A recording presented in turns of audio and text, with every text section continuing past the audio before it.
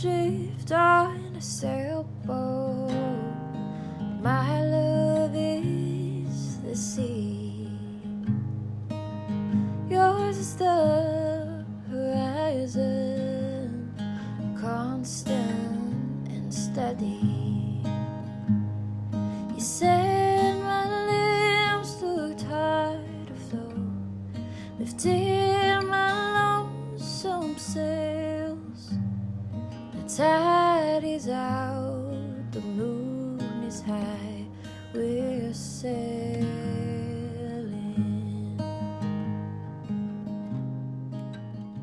Hey everybody, welcome back to Morning Coffee with your host, Rick Alexander. So today I wanted to talk about the idea of doing and having. I had to do a little bit of research for this one, so there's going to be a little bit of reading involved, but I didn't want to kind of screw this up because I've been thinking a lot about what I spend my money on and what I've spent my money on for my entire life, and I would encourage you to do the same. So I'm going to read some of my statistics, and then I'm going to look back on my life and I'm going to think about what I remember spending my money on, and I want you to do the same. So I think the first thing to know in 2018, this is taken from U.S. Census data. So the average American makes $74,600 per year. The two largest chunks of the average American budget come from housing and transportation.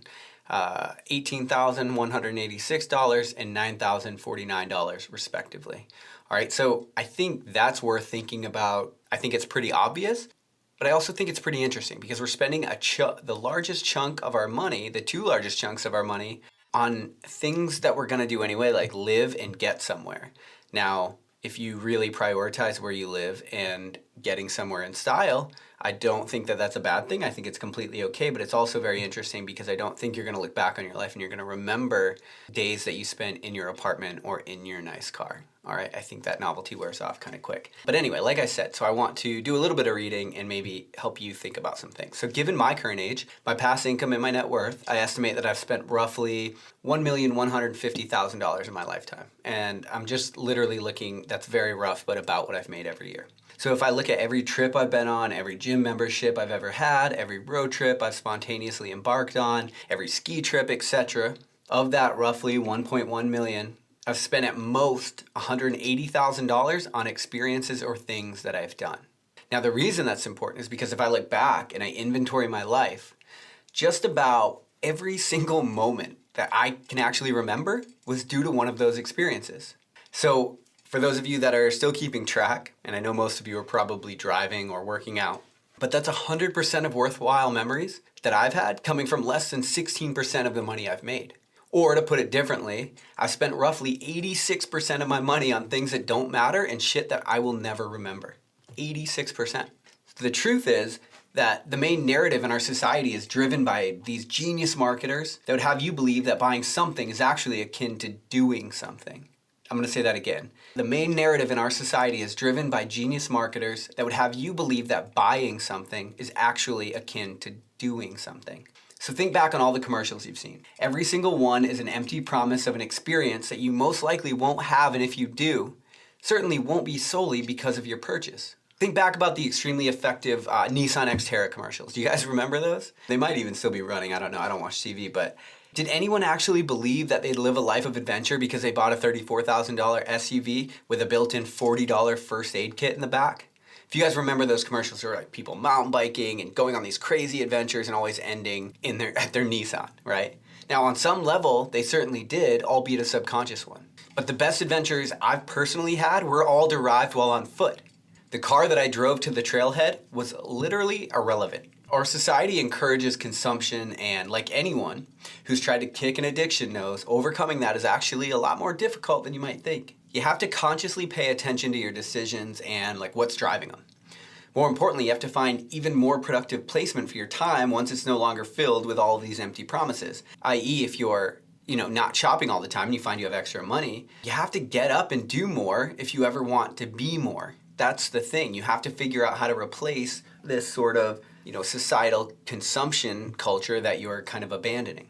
So ask yourself if what you're doing now and what you're about to finance will matter if you're lucky enough at the end of your life to reflect and just look back at it all. Because like it or not, we have a finite amount of time attached to our lives. And you should think seriously about how yours is spent.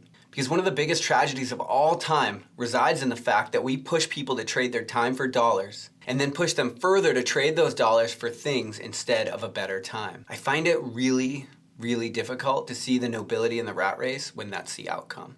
And I just want you to think about that. I'm not saying there's not nobility in a 9 to 5. I'm saying when the outcome is that you trade your dollars for time and then you use that time to finance more things that you need for more dollars, I don't see the nobility. I don't actually see the point in it. So perhaps it's time to start moving the needle in a more meaningful direction and rerouting funds toward a life that matters. I know that's when I did that math and I realized 86% of the money I'm spending is literally just going into the stratosphere, and I'm only remembering a certain percentage of those times. For me, that was a wake-up call to reroute funds. Because although some of our spending is inevitable, like i.e. food, shelter, clothing, etc., I find it better to minimize those things as they won't matter in 10 years anyway. What will matter is the trip across the country for a girl or a guy you think you might like, the nights you never slept contemplating life with a best friend, or the donation of your time or money that you made to help someone else's rough times get just a little bit easier. All of these things provide a chemical release known as serotonin, which is linked to long-term happiness. So all of the things that I just said. Now, in contrast, retail therapy, it provides a short hit of different neurotransmitter known as dopamine. You guys have probably all heard that. You get dopamine, and it gives you this monetary happiness. So you'll get dopamine from likes on Instagram, you'll get dopamine from buying something. That's why retail therapy is a real thing. You actually feel good in the moment. But what sucks is it's always followed by some sort of buyer's remorse. It's what's responsible for addictive behavior. So it's very fleeting, but then it leaves you wanting more. Hence, then you continue to shop. Because the happiness found in a dopamine response is so short-lived, it leaves you wanting more. But what's even more startling is that its release actually suppresses serotonin, the thing that I was talking about before that actually leads to long-term satisfaction and happiness. So that means if we prioritize dopamine, we're trading momentary happiness for lasting satisfaction. Now, I'm not this hardcore minimalist at all. I'm maybe a little bit of a minimalist, but I'm not this hardcore person that's throw all your possessions. I like nice shit. I like having a nice life, and it's something I strive for, and it's why I work my ass off. But I think I want to leave you with this question. At a very minimum, when you look back and you think about where you're spending your money and what you're about to spend your money on next, what if you started to prioritize the destination over the vehicle that got you there? All right, I will talk to you tomorrow on Morning Coffee.